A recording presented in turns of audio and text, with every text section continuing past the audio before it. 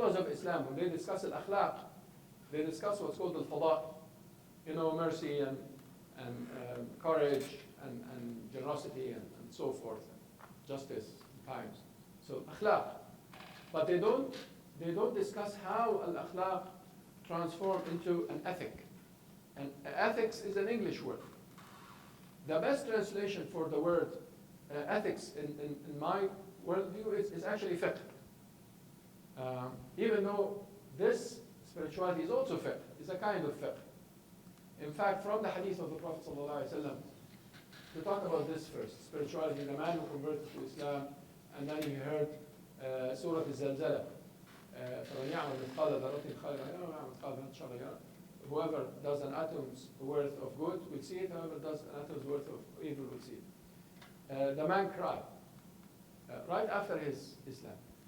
So the companions told the Prophet ﷺ, Ya Rasulullah, أَلَا نُفَقِّهُهُ, shouldn't we teach him fiqh?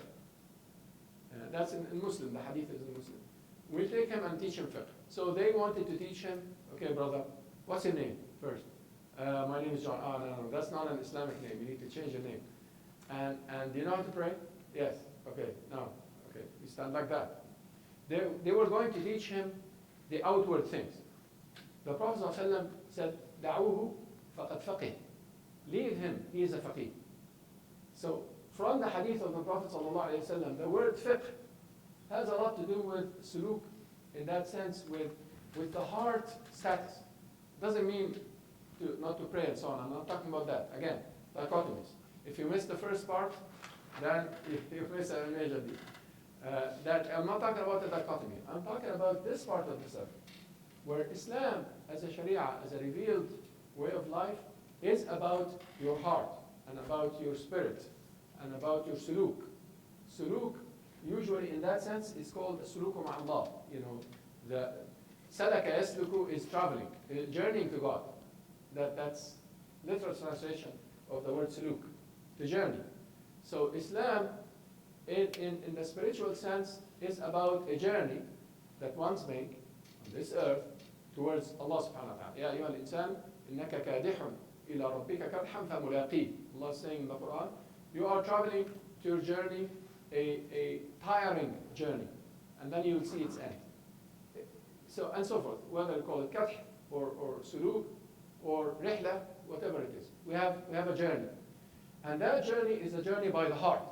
It is not a journey by which I necessarily travel miles and kilometers. It is by the heart.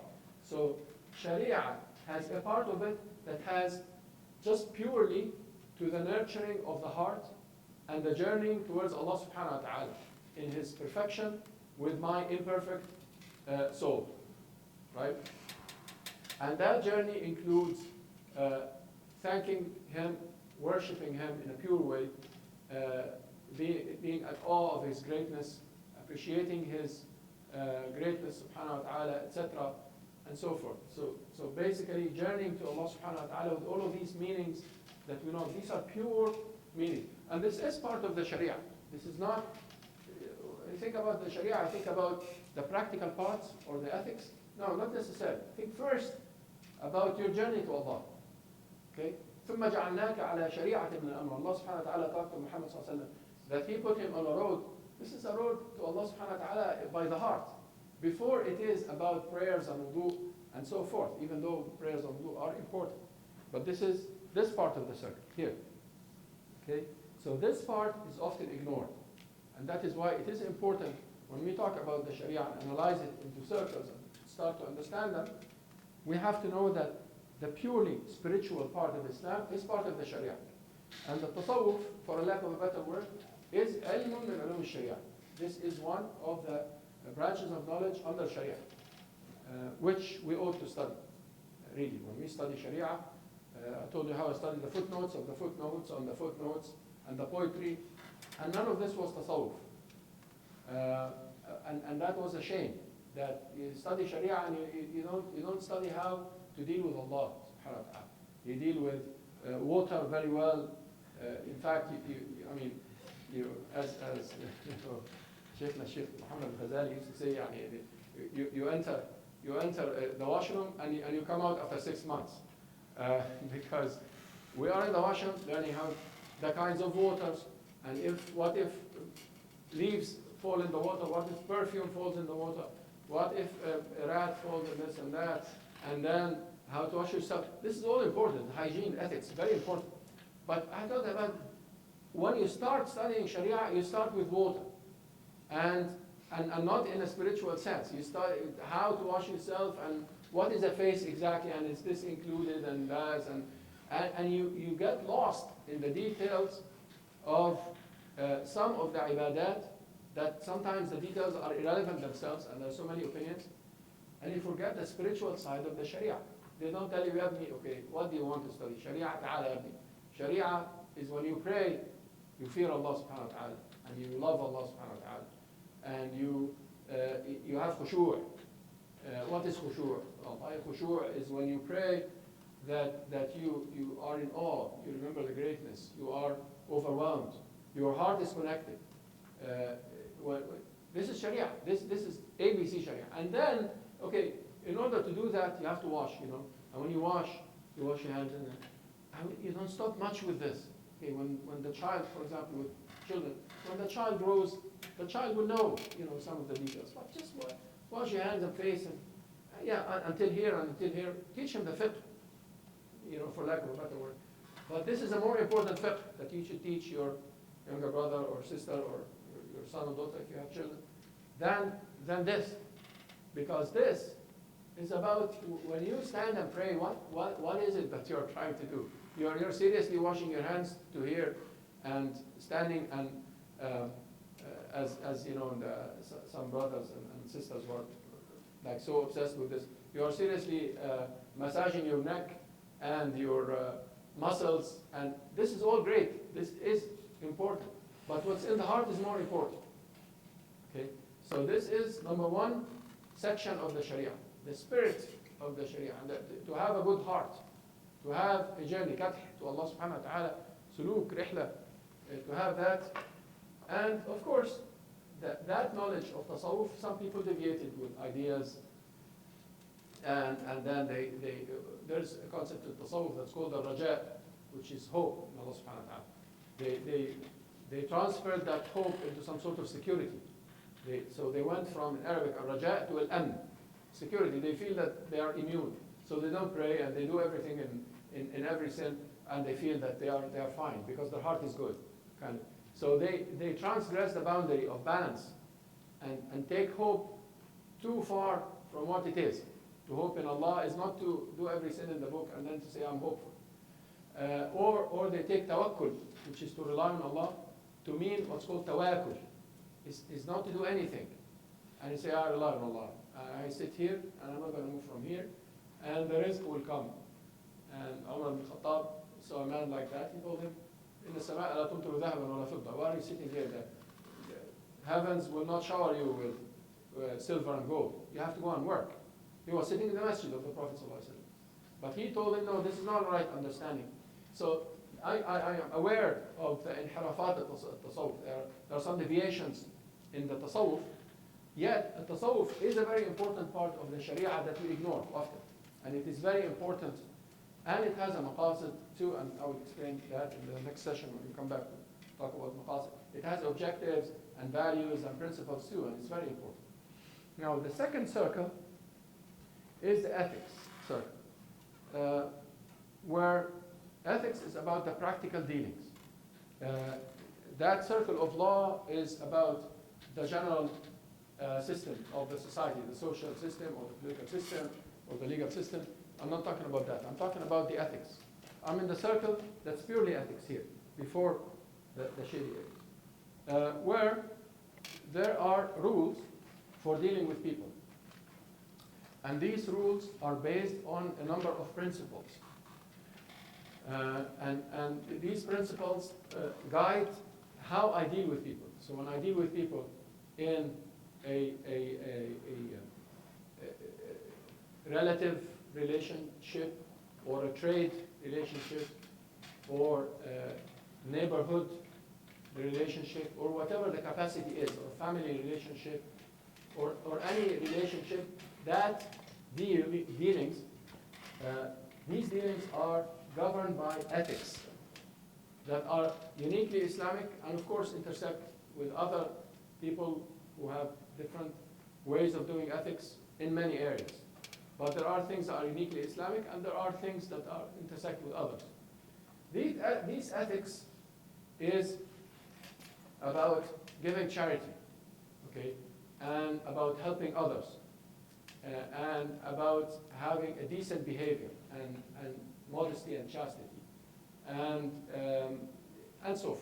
Now, there is an area here between ethics and spirituality, in which ethics are specifically in a spiritual sense. Like, for example, I pray to Allah subhanahu wa ta'ala.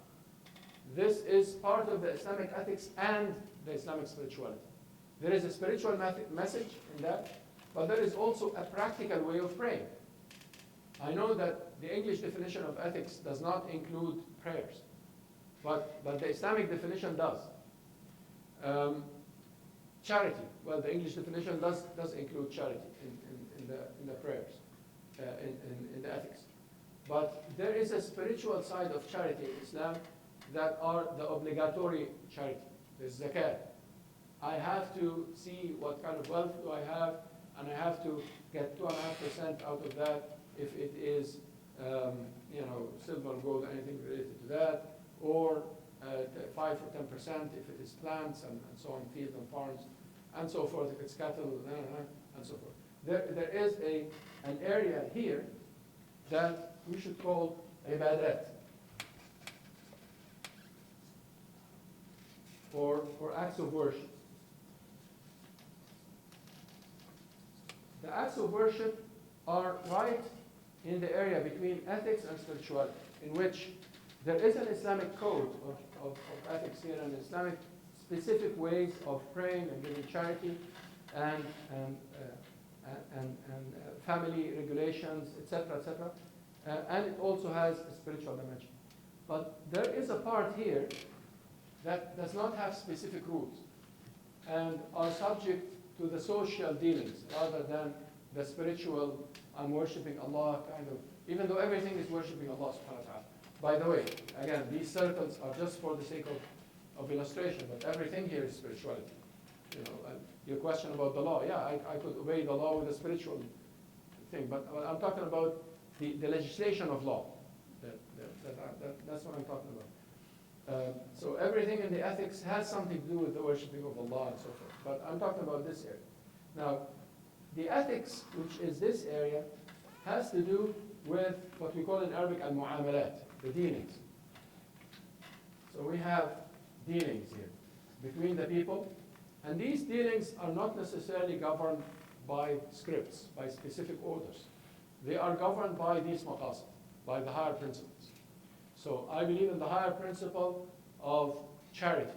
So I give the zakat, that is a very ibadah kind of worship, something. But other than the zakat, charity is the guideline. And I do anything under that, charity. Prophet ﷺ said, even a smile at your brother's face is a charity. Okay. I do, like there is chastity, for example. There are certain rules that govern man-woman relation in a family, for example. But otherwise, chastity and modesty is an ethics, is an ethos I go by. You see, in general, dealing with people, not necessarily with specific scripts, but as a general ethic that I go by. You are talking about what else other than in the acts of worship? You are talking about Hajj, pilgrimage, for example. This is more into the pure spirituality. There are certain rules that governs that journey, that I go to Mecca and journey for the sake of Allah. Dealings. There are things that are ibadat, financial dealings. It is a ibadah that in Islam usually is forbidden. Riba. I cannot, lend you money and take more money because I lent you money. As simple as that. That is a very specific rule. in general, I can have any financial dealings as long as I'm not dealing with usury or dealing with cheating. Al-ghish wa riba, cheating in the financial sense, or riba in the usury sense, right? The financial sense. In that sense, I can have any kind of company. Does this mean that that kind of company has no ethics behind it? If I don't have usury, yeah, no, they have ethics behind it, which is honesty and care and responsibility and so forth, right? So there are certain values that govern here. I will detail, if this is too abstract, we'll go into a lot of details afterwards. And then there is an area that is called the law, which is more or less the, let's say, the law of the land that Muslims go by. The law of the land is the qanun in that sense. In the Islamic sense, some of the ethical rules in Islam transform into laws that are applied, basically applied by the state in the modern sense. The state is not something that was always there. Before it was just courts. So if people have a dispute, they go to the courts. But before the colonial times, the Islamic world did not know the intervention of the state in the private affairs of citizens. That is something that people lived. People, when they died, they divide the inheritance in a certain way. They don't go to the court necessarily, unless they have a difference. They go to the judge, and the judge starts to do something.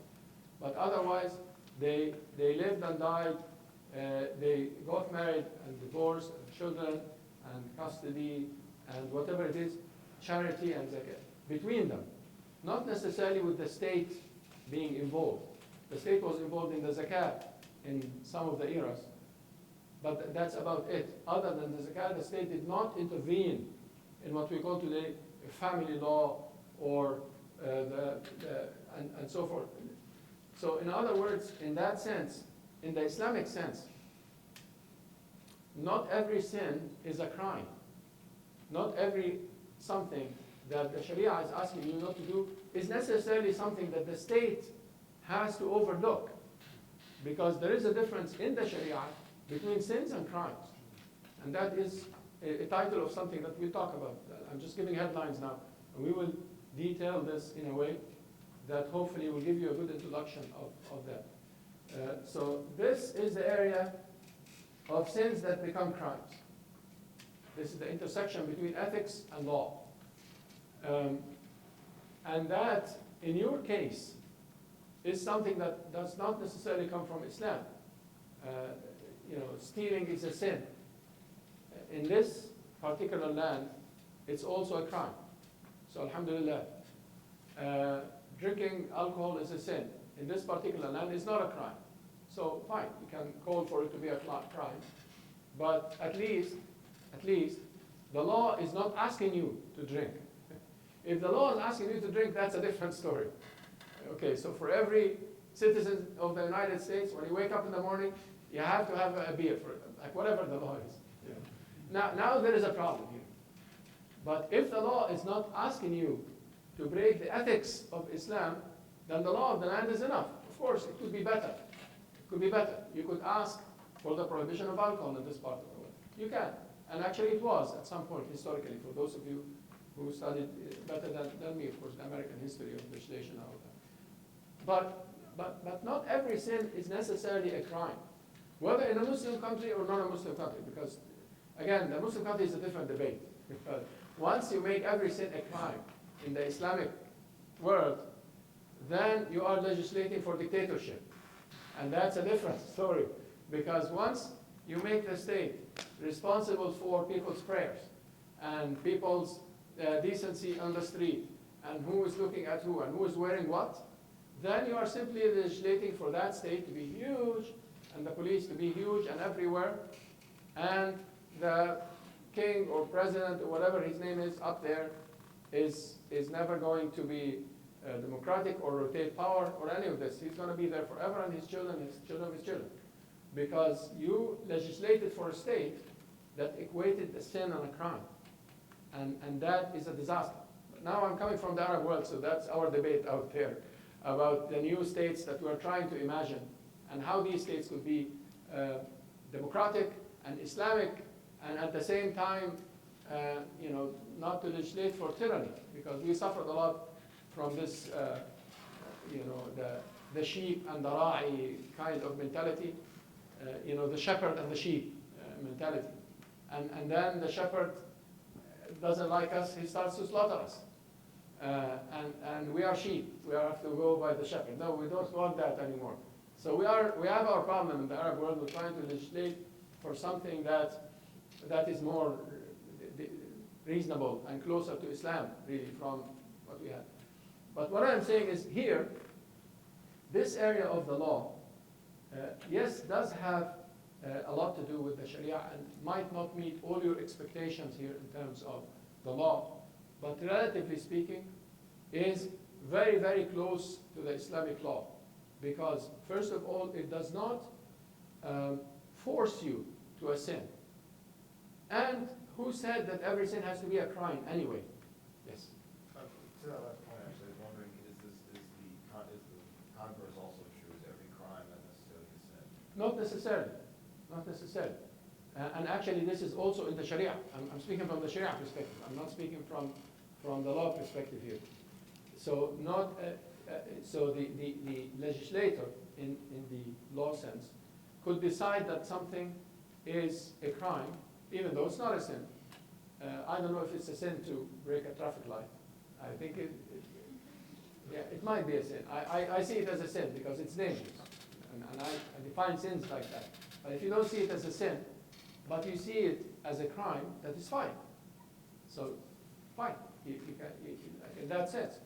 Because there is a difference between sins and crimes. That's very important as well for whether we're talking about a state that's trying to be Islamic or a state that is secular as it is here in the United States. A state that is secular is not supposed to have anything to do with sins, in fact. So it bans alcohol for the rational reasons of banning alcohol. It gives you a fine if you break a traffic light for rational reasons, not because it's a sin. So that is the secular state that you're living in. Yet, I'm saying that secular state intersects a lot with my own, at least, conception of an Islamic state, because the Islamic state is a rational state too. Yes, there are some sins that become crimes, but under very severe conditions. And becomes very symbolic, really, because adultery as adultery, for example, in the Islamic law, in the classical sense, is not a crime, it's a sin. It's not a public crime, unless there are 4 witnesses, you have coherent witnessing, and then you get into the crime procedure. But that's very different. And then you can accept the repentance of the criminal, and there's a long story in that, but that's a different story. I don't want to get into the hudud question now, because I'm with the generalities. I don't want to get into the very specific. Yes? If we're tasked to obey the law of the land, doesn't it automatically make any aggression or transgressing the law of the land a sin automatically? I think it does, but it really depends on what you're talking about. But in general, yes, it is, because the law of the land, when you transgress, you are usually compromising somebody's interest, and that is a harm or darar, and that is a sin in the general sense. Maybe not necessarily. It's not mentioned in the Quran that you believe, don't break the traffic lights. It is not. It doesn't say that. But so I don't need that in order to know that breaking a light is actually a sin, in my perspective. Why? Because I'm endangering somebody. Okay. Does this mean that I obey the traffic regulations all the time? No, sometimes I don't. Sometimes I park. I really need to give this khutbah, so I just park. And I get a ticket, and it's fair enough.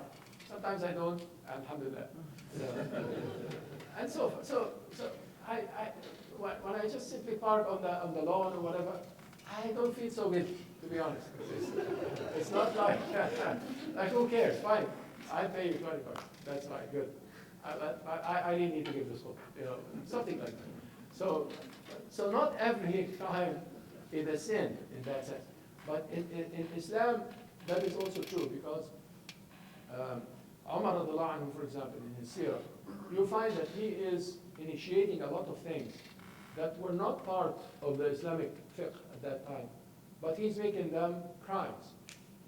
In fact, sometimes not in necessarily contradiction, but against the three divorces, for example, legislation that he made. Even though in the Sunnah of the Prophet ﷺ, the three divorces are one, they are not three, like the classic example.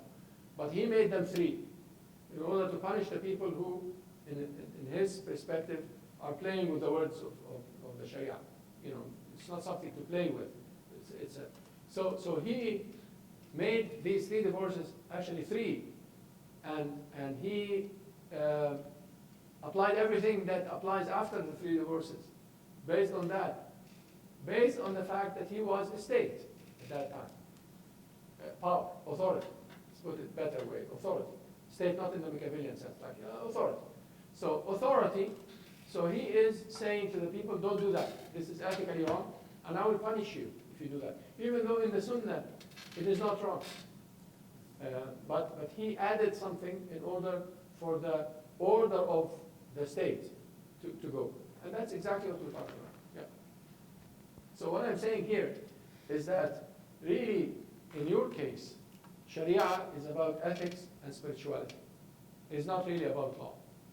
And the law is the law of the land, in that sense. I'm talking to you as American Muslims, as people who live here. When I used to live here in this part of the world, in Canada, I considered Canada to be an Islamic land. I lived there, I did everything. At that time, I couldn't do that in Egypt at that time. In fact, I had a lot of trouble in Egypt at that time. So I couldn't do what I could do in Canada from an Islamic point of view. And for me, it became a land of Islam in that sense. I obeyed the law, I respected the law, I considered the law of the land to be my law. It is not perfect from the Islamic point of view, but where is the law perfect from an Islamic point of view? Nowhere, So anyway, so what I'm saying is that every law from an Islamic point of view is struggling to be perfect. But no law is perfect from an Islamic point of view, because every law that is of a Muslim majority or a Muslim minority country is struggling towards certain ideals. So as long as the law is struggling towards justice and towards the general philosophy of the social order and so forth, then it's fine. I could try to change the law. I lived in the UK, for example. The UK law for me is a very fair law. It's very Islamic in many ways. Yes, in every legal forum that I spoke in, I was asked about alcohol and legislation. I said, yeah, I call for the legislation of the banning of alcohol. In fact, it is a huge problem in the UK, much more than other places in the world. Kids are dying on the streets and so on. It's really a big problem. So some people, even from a secular perspective, were calling for the legislation of the banning of alcohol. I come from an Islamic perspective. He comes from a utilitarian perspective. Another guy comes from a Christian perspective. Another guy comes from a rights perspective. Whatever it is, that is fine. But then we all agree on some of these issues. What I'm saying is that the law of the land, which is the rest of this circle, in your case is not perfect, but you should obey it unless it asks you to commit a sin directly. So basically a law that not just allows the sin, but forces you to do it. Now that becomes a problem. Then don't obey that law. And forget about the law of the land. Because yes, the law is asking you to drink every morning. Oh no, that's unacceptable. Or asking you, no, but actually, from as far as I know, there is no item of the law in Western countries that I know of that is asking Muslims to do something sinful. And the kinds of laws that we saw, like in France or whatever, Muslims are protesting it. Fair enough, protest it through the system. Don't obey that law and say, I disagree with that law, and talk to people and try to change it. But the law here is the law of the land. So therefore, we are talking about, in your case, that the Sharia is about ethics and spirituality. Even though there are some ethical parts that have to do with the law in a state. For example, in Muslim majority countries, the state takes care of the regulations of marriage, for example. It makes sure that there is mutual consent and witnesses and dowry. You have to write that. And how much is the dowry? And who is the witnesses? And show your ID and sign. Here, if two people go to a city without the witnessing, they will be married, right? then in this case, you amend the law, you yourself, in your personal, so yes, of course, get married in the city for the sake of rights, please, and so forth. But, like, never agree to this marriage in the masjid without the legal papers, because they are very important. They are Islamic too for the rights. But then make sure that you have the ceremony with the dowry and the witnesses, and according to the book of Allah and the tradition of His Prophet. Yeah, that is fine. So that is an ethic that is a law in some countries. And the law does not prohibit it here, in your case, so that's